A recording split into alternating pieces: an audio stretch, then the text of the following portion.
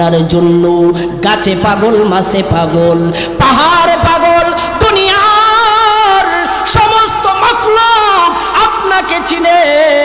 আমরা মানুষ হই আপনাকে চিনতে পারি না, আপনার প্রতি ওই ভালোবাসা আমরা দেখাতে পারি না। ওগো নবীজি,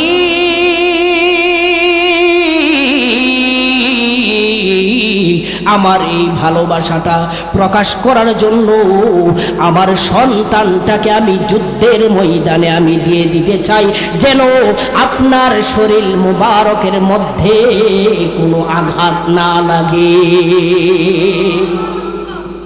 আর জোরে বলুন আল্লাহু আকবার। আল্লাহর নবী মহিলাকে বলল, রে মহিলা, আমি খুশি হয়ে গেলাম, আমার মনে আনন্দে ভরে গেল। যাও মহিলা, তোমার সন্তানকে নিয়ে তুমি বাড়িতে চলে যাও, আমি দোয়া করে দিলাম, আমি তোমাদের জন্য দোয়া করি। মহিলা যখন সন্তানকে নিয়ে একটু আগে বাড়ালেন, আগে বাড়ানোর পর তখন মহিলা সন্তানকে যখন নিয়ে যাচ্ছেন, মহিলার কাছ থেকে, মার কুল থেকে সন্তানটা দৌড়ে নবীজির কাছে এসে বলল, ইয়া রাসূলুল্লাহ, ইয়া হাবিবাল্লাহ। কে বলতেছে? ছোট বাচ্চা দৌড়ে গিয়ে নবীর কাছে বলতেছে, ওগো নবীজি, মা যখন চুলার মধ্যে আগুন ধরাই, নবী গো, মা যখন চুলার মধ্যে আগুন ধরাই, তখন আমি মার পাশে বসে থাকি, দেখি চুলার মধ্যে যখন আগুনটা ধরিয়ে দেওয়া হয়, প্রথম ছোট ছোট লাকড়িকে চুলার ভিতরে ঢোকাই। কথা ঠিক কিনা? وَإِن تَعُدُّوا نِعْمَةَ اللَّهِ لَا تُحْصُوهَا إِنَّ اللَّهَ لَغَفُورٌ رَّحِيمٌ।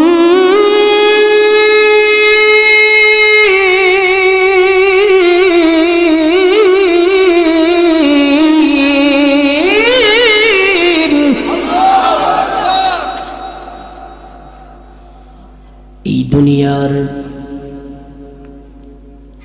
সকল মানুষ মিলে যদি কলমের কালি দিয়ে যদি সাগরের পানিকে কালি বানিয়ে দেওয়া হয়, সাগরের পানিকে যদি কালি বানিয়ে আমার প্রশংসা যদি লিখে, কিয়ামত পর্যন্ত প্রশংসা লিখতে থাকবে, কিন্তু আমি আল্লাহর প্রশংসা করে শেষ করা যাবে না।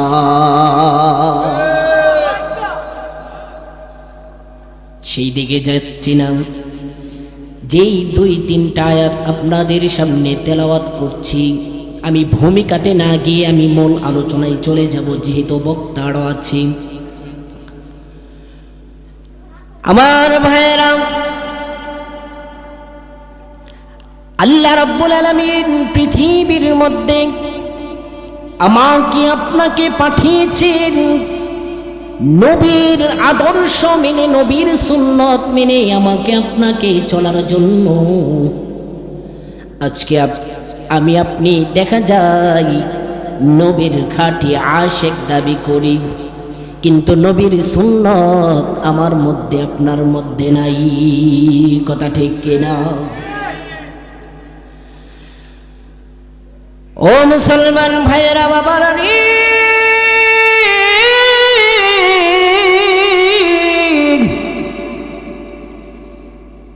আল্লাহর নবী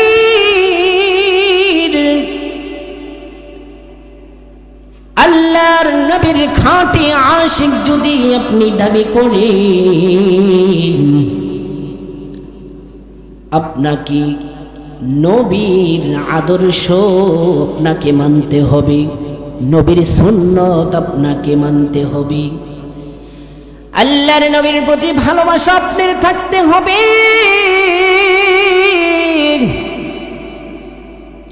কারণ নবী উম্মতের জন্য যেই পাগল, আজকে আমি আপনি এই ভালোবাসা সেই পাগলটুকু আমি আপনি হতে পারি নাই, কথা ঠিক কিনা? আল্লাহ রাব্বুল আলামিন কুরআনুল কারীমে বলেন, কুল ইন কুনতুম তুহিব্বুনাল্লাহ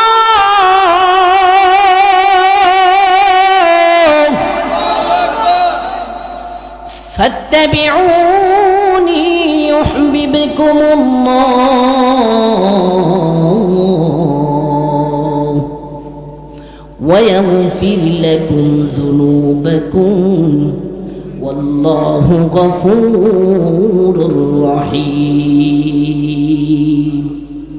হে নবী, আপনি বলে দিন, কুল ইন কুনতুম তুহিব্বুনাল্লাহ,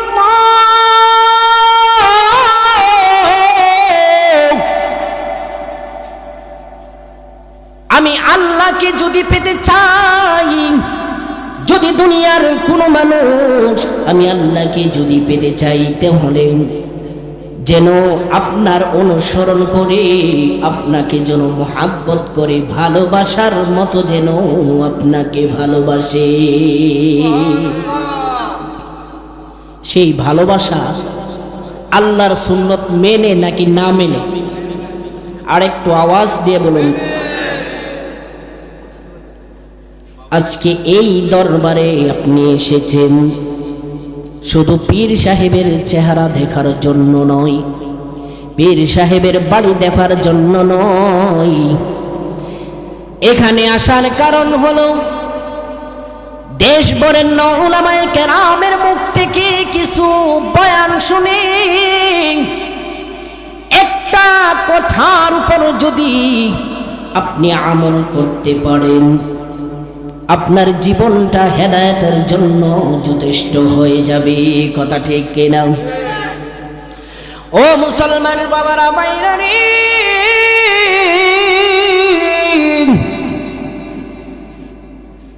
আমার আপনার ভালোবাসা নবীর প্রতি যেভাবে ভালোবাসা দরকার নাই, সারা জীবন নবীর আশিক দাবি করে গেলাম। শিশু থেকে কিশোর হয়েছি, কিশোর থেকে যুবক হয়েছি, যুবক থেকে বৃদ্ধ হয়েছি। যে নবী আপনার জন্য আমার জন্য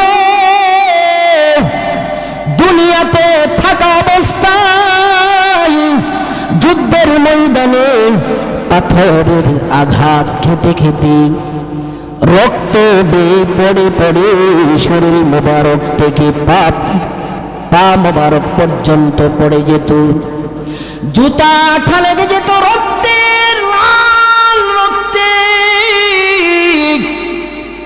কিসের জন্য? ইসলাম মানুষ এমনি এমনি পাই নাই। নবীর যুদ্ধের মধ্যে কত আঘাত নবী খেয়েছেন, কথা ঠিক কিনা? একটাই উদ্দেশ্য, যেন আমার উম্মতের কাছে আমি কোরআন পৌঁছে দিতে পারি, আমার সুন্নাত যেন পৌঁছে দিতে পারি। সেজন্যে নবী সারাটা জীবন উম্মতের জন্য কষ্ট করেছে।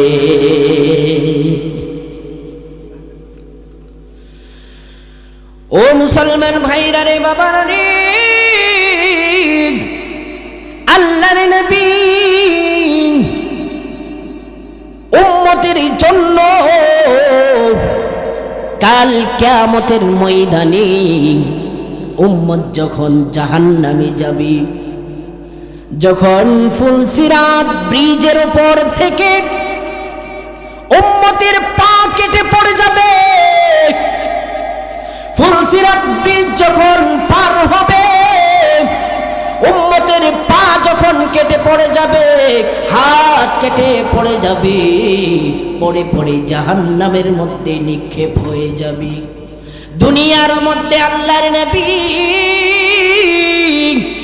উম্মতের জন্য কেঁদেছেন, আল্লাহুম্মা ইয়া উম্মতি, আল্লাহুম্মা ইয়া উম্মতি। নবী আলাইহিস সালাতু ওয়াস সালাম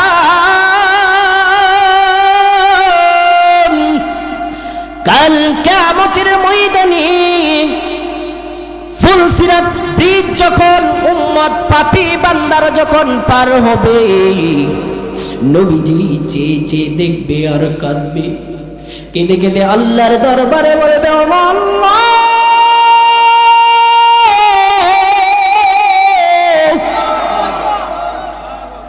দুনিয়ার মধ্যে আমার উম্মতের জন্য এত কষ্ট আমি করেছি, ওই কাফেরের আঘাতে আমি রক্তাক্ত হয়েছি। এই কোরআনের জন্য, এই দ্বীনের জন্য, ইসলামের জন্য দুনিয়াতে আমি দোয়া করেছি, আল্লাহুম্মা ইয়া উম্মতি, আজকে কিভাবে আমার সামনে আমার মায়ার উম্মত জাহান্নামের মধ্যে কেটে কেটে পড়ে যাচ্ছে গো আল্লাহ, আমি সহ্য করতে পারছি না গো আল্লাহ, আমার একটা উম্মতকেও তুমি জাহান্নামের আগুনের মধ্যে জ্বালাইও না। সেই নবীর জন্য আপনার ভালোবাসা কেমন একবার চিন্তা করে দেখেন। দুনিয়ার জন্য পাগল হয়ে গেছি, দুনিয়ার লোভে পড়ি নিজের জীবনটাকে শেষ করে দিচ্ছি। স্ত্রী সন্তানকে ভালোবাসি, ভালোবাসতে হবে, মা বাবাকে ভালোবাসতে হবে, কিন্তু সেই ভালোবাসাটা এই দুনিয়ার মধ্যে আপনি মা বাবাকে ভালোবাসেন, ছেলে সন্তানকে ভালোবাসেন, এই দুনিয়ার মধ্যে আপনি দল করেন, দলের নেতাকে ভালোবাসেন, দলের জন্য দিন রাত আপনি সময় নষ্ট করেন, সেটা ভালোবাসার কারণেই তো, কথা ঠিক কিনা? একটু আওয়াজ দিয়ে বলুন কথা ঠিক কিনা? সেই ভালোবাসাটা দলের জন্য, পরিবারের জন্য, যতটুকু ভালোবাসা আপনার অন্তর থেকে আসে, যদি সেই ভালোবাসাটা মায়ার নবীর জন্য যদি আপনি সেই ভালোবাসাটা উৎসর্গ করতে পারতেন, তাহলে আল্লাহর কসম করে বলি আপনি পরিপূর্ণ ঈমানদার আপনি হয়ে যেতেন। ও মুসলমান ভাইরা বাবারা, কেমন ভালোবাসা সাহাবায়ে কেরামদের মধ্যে ছিল! সাহাবায়ে কেরাম আজমাইন তাদের ভালোবাসা কেমন ছিল! হযরতে বেলাল রাদিয়াল্লাহু তাআলা আনহুর নাম তো আপনারা শুনেছেন, কথা ঠিক কিনা? হযরতে বেলাল রাদিয়াল্লাহু তাআলা আনহু যখন মসজিদের মধ্যে প্রতিদিনের ন্যায় আযান দেয়, হাইয়া আলাস সালাহ,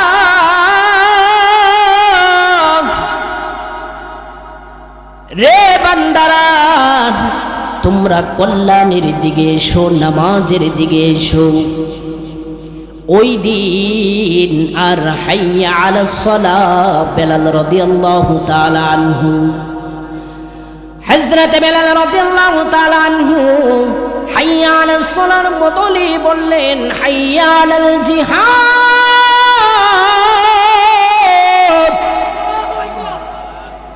হাইয়া আলাল জিহাদ।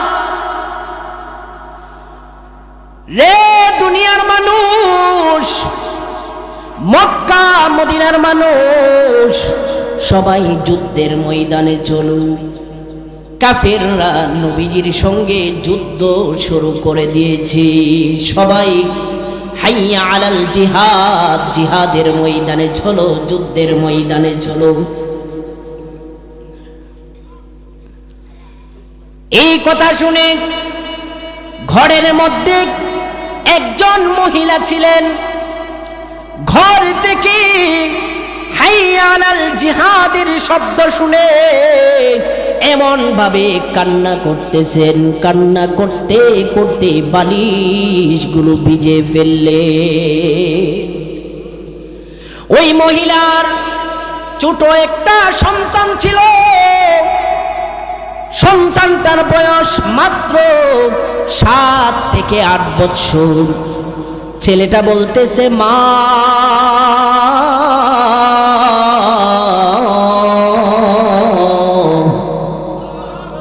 ও মা, তুমি কেন কাঁদতেছো?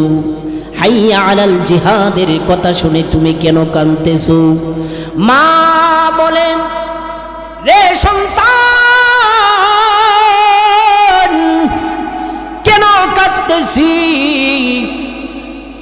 তোমার বাবা যখন ছিল এই যুদ্ধের ময়দানে গিয়ে শহীদ হয়ে গেছে, নবীর জন্যে পাগল হয়ে শহীদ হয়ে গেছে।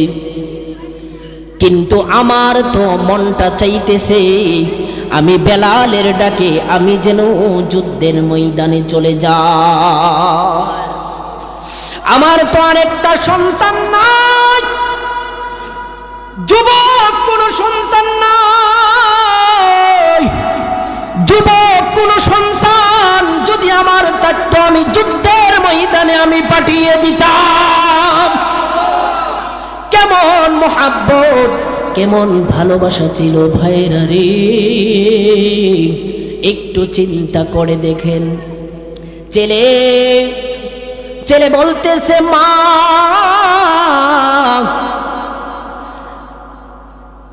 আমার যেহেতু অন্য কোনো ভাই নাই, আমাকে তুমি যুদ্ধের ময়দানে নিয়ে চলো।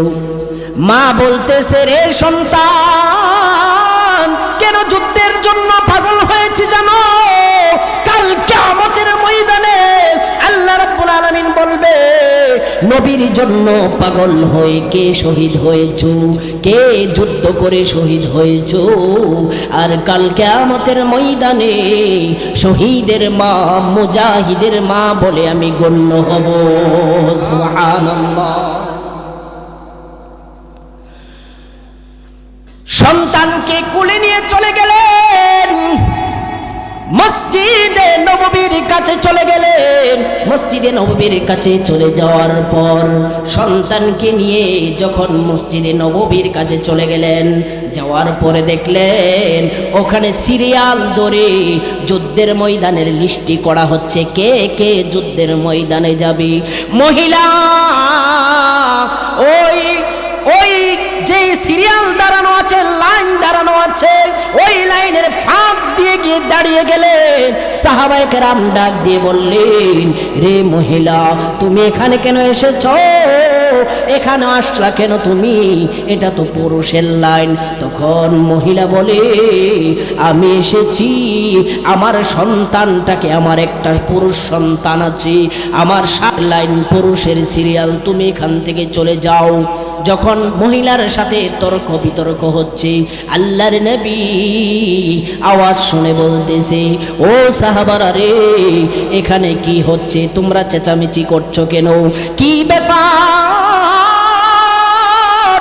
তখন মহিলা আল্লাহর নবীকে বলল, ওগো নবীজি, বেলাল যখন আজান দিল, হাইয়া আলাস সালাহ, অন্যদিন হাইয়া আলাস সালাহ বলে, আজকে বলতেছে হাইয়া আলাল জিহাদ। যুদ্ধের ময়দানে যাওয়ার জন্য আমার স্বামী তো যুদ্ধের ময়দানে গিয়ে শহীদ হয়ে গেছে। মা, আজকে আমি কি করে? আমার তো অন্য যুবক কোনো সন্তান নাই। আপনার জন্য পাগল হয়ে আমার এই 7 বছরের বাচ্চাটাকে নিয়ে আমি আপনার কাছে এসেছি যুদ্ধের ময়দানে নিয়ে যাওয়ার জন্য। আল্লাহু আকবার। আল্লাহর নবী বলেন, রে মা, তোমার যেই সন্তানকে নিয়ে তুমি এসেছো রে মা, তাকে নিয়ে আমি কিভাবে যুদ্ধের ময়দানে যাব? তার তো যুদ্ধের বয়স হয় নাই মা, আমি কি নিয়ে যাব? তোমার বাচ্চা 7 বছরের বাচ্চার থেকে বাচ্চাটা যত বড় এর চেয়ে বড় হলো, তলোয়ার এর চেয়ে বড়। যেই তলোয়ার দিয়ে যুদ্ধ করা হবে এই তলোয়ারটা এর চেয়ে অনেক বড়, ওকে নিয়ে তো কোনো লাভ নাই, বরং ও মৃত অবস্থায় যুদ্ধের ময়দান থেকে আসবে। আল্লাহর নবীর এই কথা শুনে মহিলা বলল, ওগো নবীজি,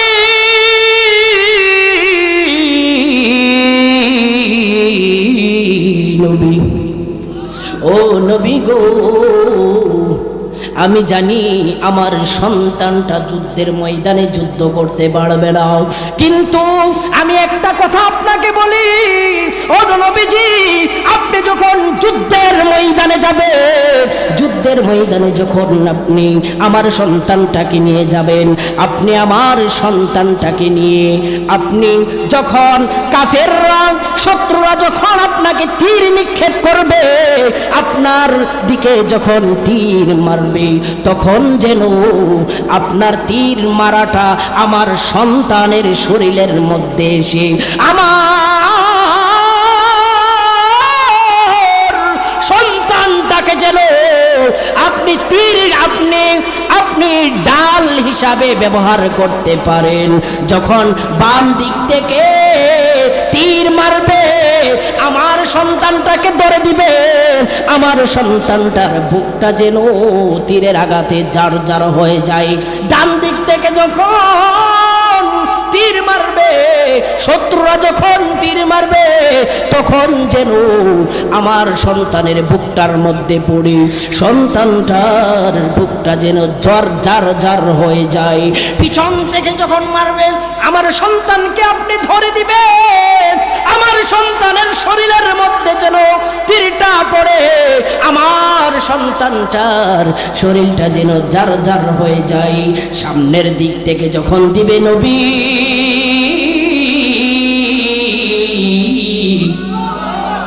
তখন আপনি সামনের দিকে দৌড়ে দিবেন যেন আমার সন্তানটার শরীরের মধ্যে আঘাত হয়। কিন্তু নবীজি, আমি চাই না যেই নবীকে না বানাইলে পৃথিবী সৃষ্টি হতো না। আল্লাহু আকবার। যেই নবীকে না বানাইলে এই পৃথিবী সৃষ্টি হতো না। ওগো নবীজি,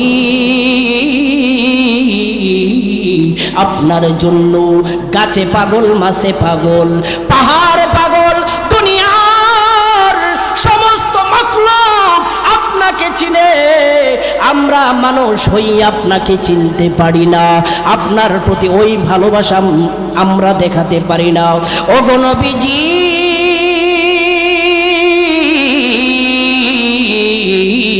আমার এই ভালোবাসাটা প্রকাশ করার জন্য আমার সন্তানটাকে আমি যুদ্ধের ময়দানে আমি দিয়ে দিতে চাই, যেন আপনার শরীর মুবারকের মধ্যে কোনো আঘাত না লাগে।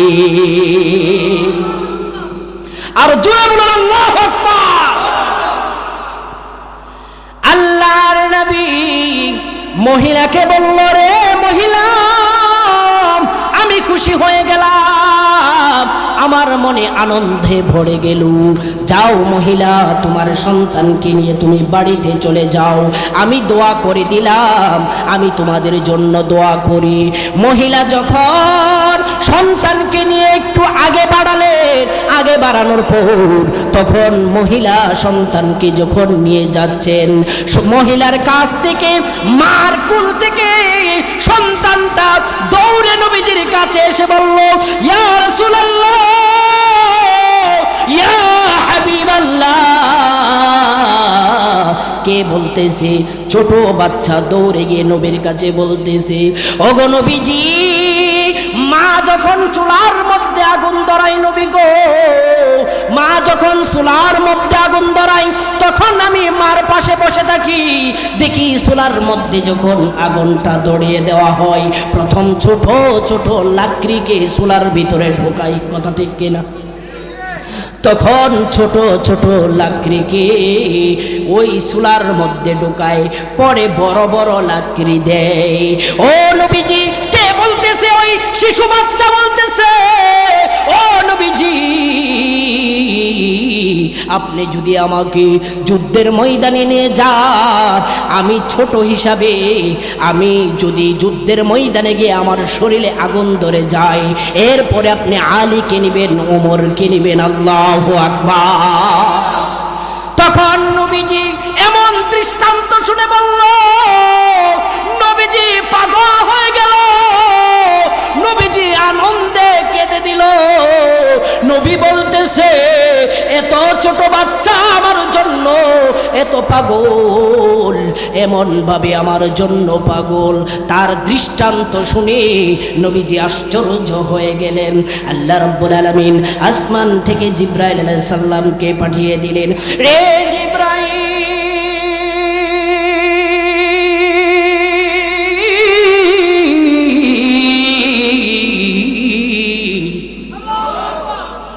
যাও গিয়ে আমার বন্ধুকে জানিয়ে দাও, জান্নাতের মধ্যে ফেরেশতারা লিস্ট করতেছে কে কে জান্নাতের মধ্যে যাবে যুদ্ধের ময়দান থেকে শহীদ হয়ে। যাও রে যাও, আমার বন্ধুকে গিয়ে জানিয়ে দাও। জিব্রাইলকে যখন পাঠিয়ে দিলেন, জিব্রাইল আলাইহিস সালাতু ওয়াস সালাম যখন আল্লাহর নবীর কাছে এসে বললেন, ইয়া রাসূলুল্লাহ, নবী গো, ও নবীজি, এখন আল্লাহ রাব্বুল আলামিন আমাকে পাঠিয়েছে জান্নাতের মধ্যে ফেরেশতাদের লিস্টি করা হোক, ফেরেশতারা লিস্টি করতেছে। আল্লাহ রাব্বুল আলামিন আমাকে জানিয়ে দিলেন সর্বপ্রথম জান্নাতি মানুষ হবে এই ছোট বাচ্চাটার নাম আল্লাহ জান্নাতের মধ্যে লিখে দিলেন। আল্লাহু আকবার। সেজন্য নবীর জন্য পাগল হওয়া দরকার আছে না নাই? মদিনা যাইতে পারলাম না, মদিনা যাইতে পারলাম না। সকলে পড়ুন, মদিনা যাইতে পারলাম না, মদিনা যাইতে পারলাম না। আমি অসহায় তাই একা দূরে রই, আমি অসহায় তাই একা দূরে রই, শুধু সালাম জানাই মদিনা যাইতে পারলাম না, মদিনা দেখিতে পারলাম না, মদিনা যাইতে পারলাম না, মদিনা দেখিতে পারলাম না। মদিনার নাম কত যে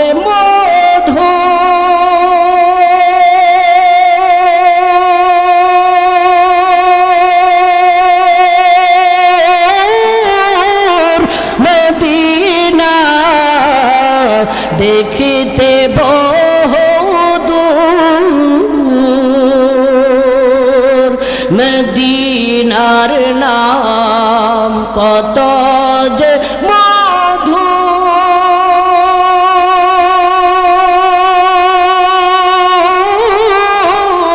মদিনা দেখিতে বহুদূর। সেই মদিনার পথের ধুলি আমি মাখতাম আমার গাই, মদিনা যাইতে পারলাম না, মদিনা দেখিতে পারলাম না, মদিনা যাইতে পারলাম না, মদিনা দেখিতে পারলাম না। কথা ঠিক কিনা? ও মুসলমান ভাইরা বাবারা, হযরত বেলাল রাদিয়াল্লাহু তাআলা আনহুর নাম আপনারা শুনেছেন।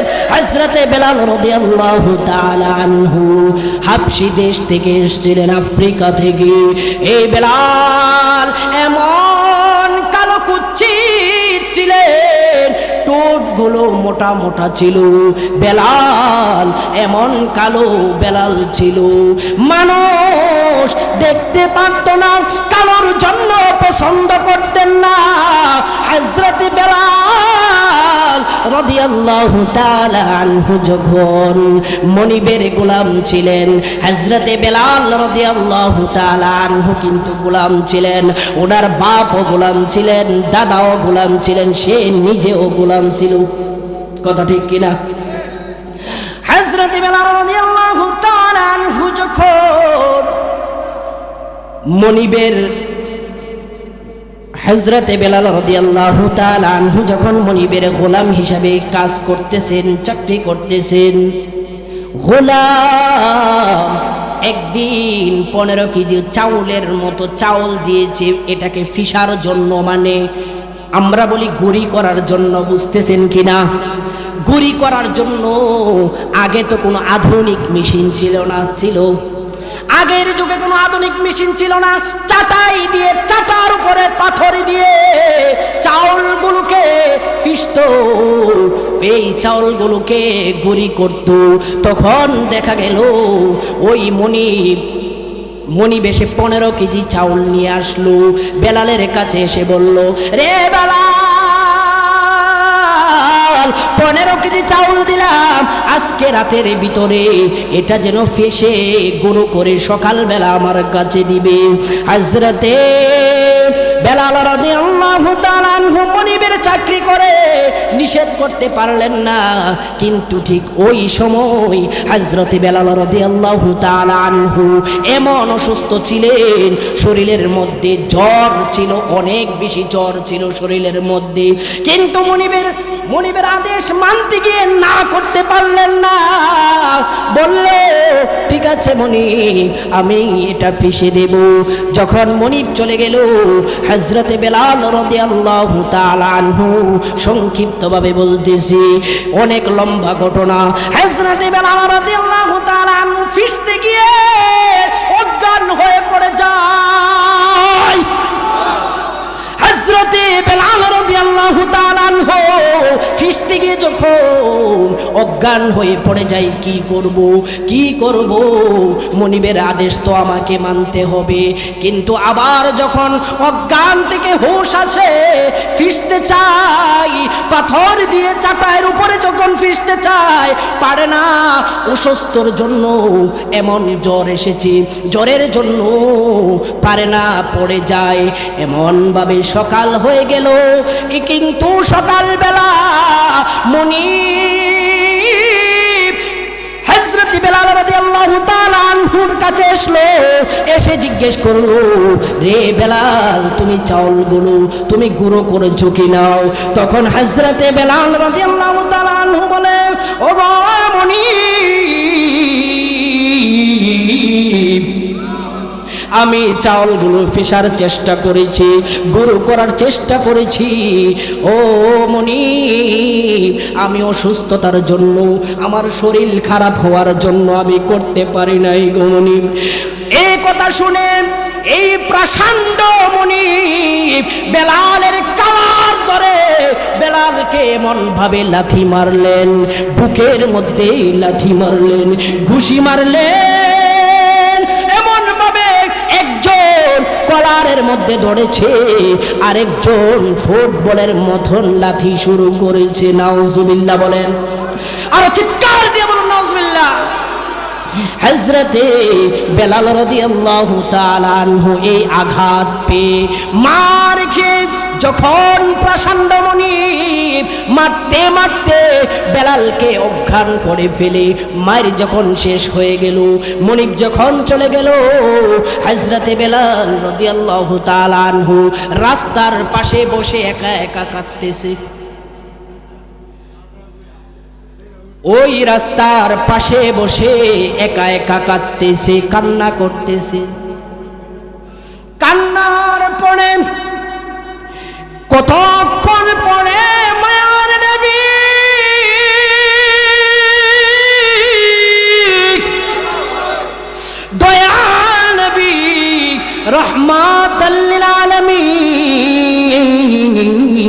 বেলালের কাছ দিয়ে যখন যাচ্ছে, বেলালকে দেখে বলে, রে গোলাম তুমি এখানে বসে আছো কেন? বেলাল কিন্তু নবীজিকে, হযরতে বেলাল রাদিয়াল্লাহু তাআলা আনহু কিন্তু নবীজিকে চিনে না, যে হযরতে বেলালের কাছে কে এসেছে আল্লাহর নবী কিন্তু ঠিকই চিনে, ও যে বেলাল। সুবহানাল্লাহ। যখন আল্লাহর নবী হযরতে বেলাল রাদিয়াল্লাহু তাআলা আনহুকে এসে বলল, রে গোলাম তুমি এখানে কেন বসে আছো? তুমি কান্না করতেছো, কি ব্যাপার তুমি কান্না করতেছো কেন? তুমি কাঁদছো কেন? তখন বলে, আপনার কাছে বলে আমার লাভ কি? আপনি কি আমার মনের দুঃখ বুঝবেন?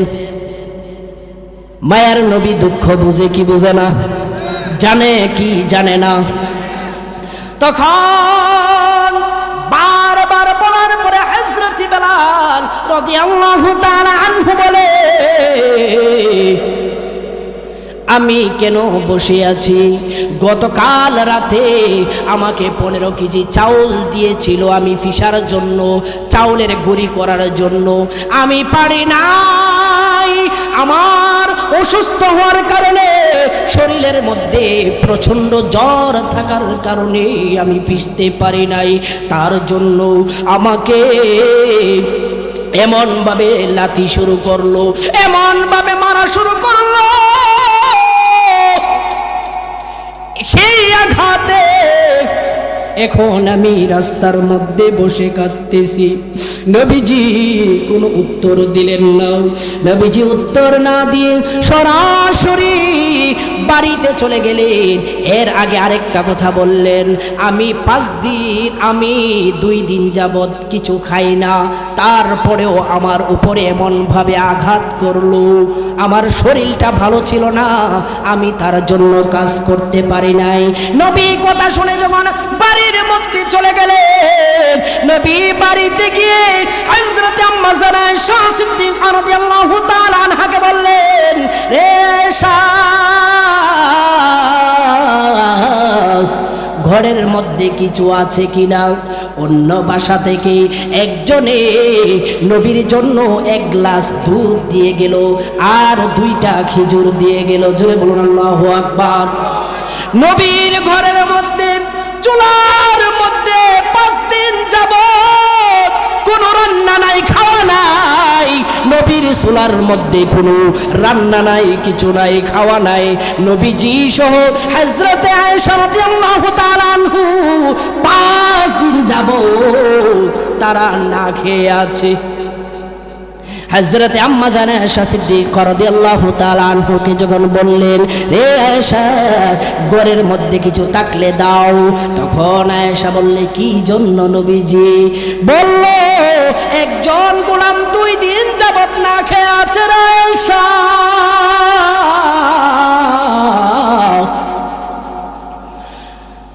না খেয়ে আছে, তুমি দাও। তখন 1 গ্লাস থেকে আধা কাপ দুধ, আধা গ্লাস দুধ আর 2টা খেজুর নিয়ে হযরতে বেলাল রাদিয়াল্লাহু তাআলা আনহুর বাড়িতে চলে গেলেন। আল্লাহু আকবার।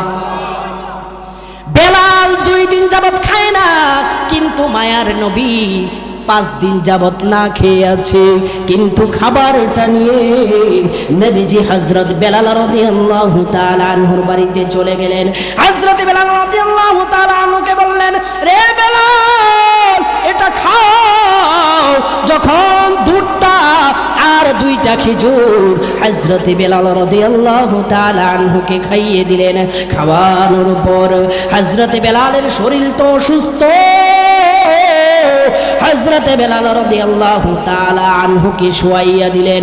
নবীজির গায়ে একটি চাদর ছিল, চাদর মুড়িয়ে দিয়ে হযরত বেলাল রাদিয়াল্লাহু তাআলা আনহুকে শুইয়া দিলেন। শোয়ানোর পর হযরত বেলাল রাদিয়াল্লাহু তাআলা আনহুকে বললেন, রে বেলাল দাও, তুমি আমাকে তোমার চাউলগুলো দাও। আল্লাহু আকবার। আপনাদের কষ্ট হচ্ছে? হযরতে বেলাল রাদিয়াল্লাহু তাআলা আনহুকে বললেন, চাউলগুলি দাও, আমি চাউলগুলি গুঁড়ি করে দেব, পিষে দেব। যখন আল্লাহর নবীকে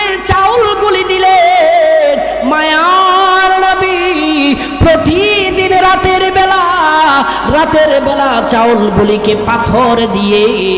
পাথর দিয়ে চাটার মধ্যে যখন গুঁড়ি করে এমন ভাবে গুঁড়ি করে নবীজির ঘাম শরীর থেকে এমন ভাবে ঘাম বের হয় যেন দেখা যায় প্রত্যেকটা ঘামের ফোঁটা যেন মণিমুক্তার মতো। আল্লাহু আকবার। নবীজি মুচকি মুচকি হাসতেছে আর এমন ভাবে চাউলগুলি ফিসতেছে। হযরতে বেলাল রাদিয়াল্লাহু তাআলা আনহুর চাদরটা যে নবীজি দিয়েছে, চাদর দিয়ে একটু একটু ফাঁক দেখা যায়, ফাঁক দিয়ে দেখছে নবীজি যে হাসতেছে। নবীজির এই হাসির দাঁত মুস্কি মুস্কি একটু একটু হাসির দাঁত দেখা যায়, দাঁতের আলোতে পুরা ঘর আলো হয়ে গেছে। আল্লাহু আকবার। কেমন সুন্দর নবীজি ছিলেন, ঘটনাটা বুঝবেন শেষ সামনে ইনশাআল্লাহ ঘটনা বুঝে যাবেন। তখন ঘামের ফোঁটা যেন মণিমুক্তার মতো হাসি দিচ্ছে, মুস্কি মুস্কি হাসতেছে। এই আলো যেন পুরা ঘর আলোকিত হয়ে গেছে। আলোকিত হয়ে হযরতে বেলাল রাদিয়াল্লাহু তাআলা আনহুর চোখের মধ্যে এসে লাগে। পরের দিন নবীজির কোনো ক্লান্ত নাই। পরের দিন যখন আসলো, আবার রাতের বেলা ওই চাউলগুলোকে গুঁড়ি করার জন্য পিষার জন্য আসলো, দেখলো আল্লাহর নবীর হাত মুবারক থেকে হাত মুবারকের মধ্যে টসা পড়ে গেছে। আল্লাহু আকবার। টসা পড়ে গেছে। এরপরেও নবীজি ক্লান্ত হয় নাই।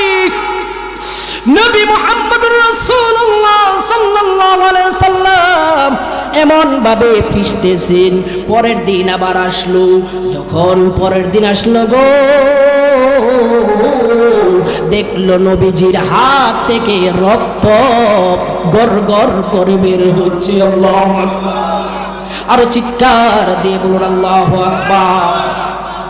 হযরতে বেলাল রাদিয়াল্লাহু তাআলা আনহু বলে, কে আপনি, কে গো আপনি? হযরতে বেলাল তো ছিলেন না, উনি যে মায়ার নবীজি। হযরতে বেলাল রাদিয়াল্লাহু তাআলা আনহু বলে, কেউ তো আমার জন্য এত কষ্ট করে নাই, আমার জন্য কেউ তো এমন ভাবে আমার কাজটা করে দিবে না। আপনাকে দেখতে তো মনে হচ্ছে রাজকীয় পুত্র, রাজকীয় মানুষ, এত সুন্দর চেহারা গো।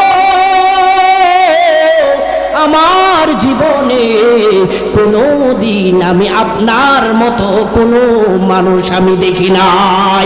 আল্লাহু আকবার। তখন মায়ার নবী বলল, রে বেলাল,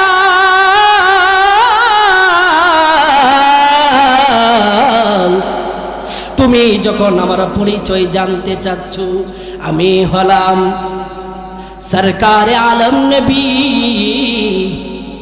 আখিরি নবী, রাহমাতুল লিল আলামিন, সাইয়্যিদুল মুরসালিন, সাইয়্যিদুস সাকলাইন। আমি হলাম জনাবে মুহাম্মদুর রাসূলুল্লাহ সাল্লাল্লাহু আলাইহি ওয়াসাল্লাম। আল্লাহু আকবার। তখন হযরতে বেলাল রাদিয়াল্লাহু তাআলা আনহু বলে, সেজন্য নবী আপনি নবী আবার বলতেছে, আমি হলাম মক্কার পাগল। যারা আমাকে পাগল বলে, যারা আমাকে পাথরের আঘাত করে, আমাকে আঘাত করতে করতে আমার শরীরটাকে বসন্তের মতো ফুটা করে ফেলেছে, আমি হলাম সেই পাগল। তখন হযরতে বেলাল রাদিয়াল্লাহু তাআলা আনহু বলে, আপনি পাগল না গো নবীজি, আপনি হলেন ওয়ামা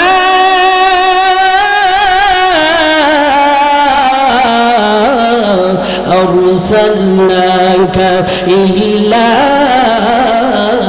রাহমাতাল লিল আলামিন।